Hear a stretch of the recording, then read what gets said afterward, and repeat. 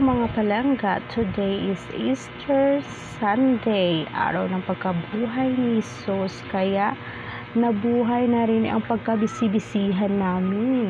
Ngayong araw, nandito kami ngayon sa Julian's Resorts.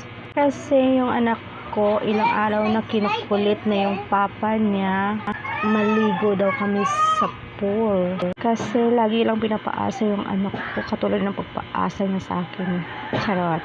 Kaya pinagbigyan namin yung kahilingan ng anak namin para maging masaya lang siya ngayong araw. Pagdating talaga sa pool, yung anak ko, walang tigil sa pagliligo. Bahala na hindi makakain basta makaligo lang. Kahit nangingitin na yung bibig niya, hindi talaga titigil sa paglalangoy. Believe talaga ako sa anak ko pagdating sa maraming tao, hindi nahihiya makipagkaibigan sa ibang bata. Kaya magugulat ka na lang meron na siyang kaibigan. Hindi katulad ng atin niya, kung ayaw kausapin, hindi na nagsasalita. Laking pasalamat ko na rin sa anak ko dahil hindi dahil sa kanya nakipag-banding kami ng papa niya.